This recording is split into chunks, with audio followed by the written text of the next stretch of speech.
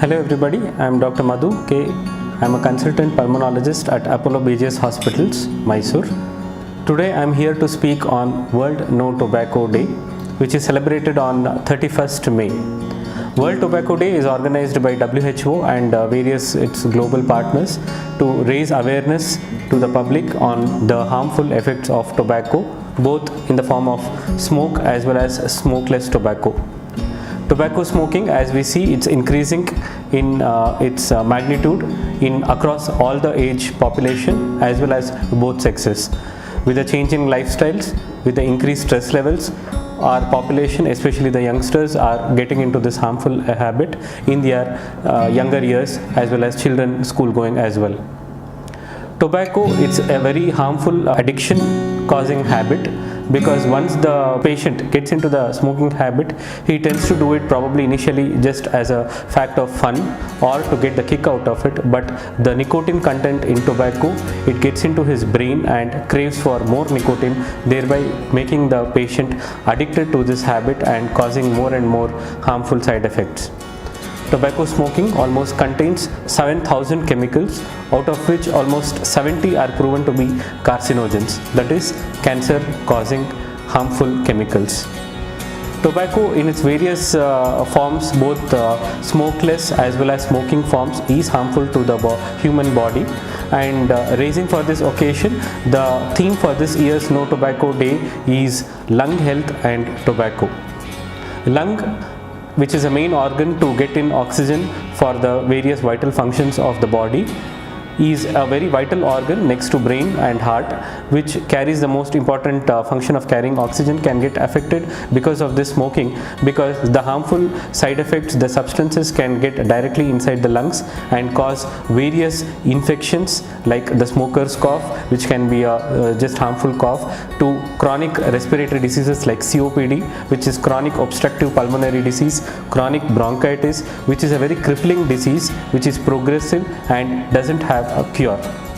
Lung transplantation is the only cure for this chronic lung disease, which makes the patient get very much crippled and dependent on others for even day-to-day activities. Apart from these harmful diseases, dreadful diseases, tobacco smoking is also associated to increase the risk of tuberculosis, because we almost have infection running in our population, and when the stress of tobacco gets into the body, it makes the person get more predisposing to develop tuberculosis disease.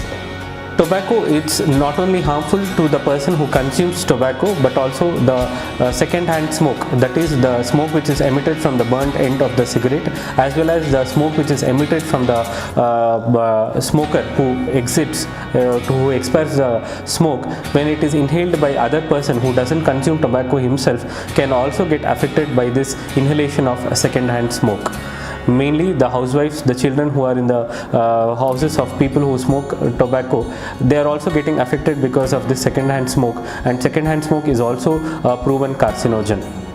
There is also a third-hand smoke, where a person smokes in an environment, and even after leaving that place, the air, the place where he is sitting, also can be affected with this smoke, and when consumed by a normal healthy patient, he can get affected with this tobacco smoke and cause various harmful side effects. Apart from lungs, tobacco is known to affect each and every organ in the body, right from lips, skin,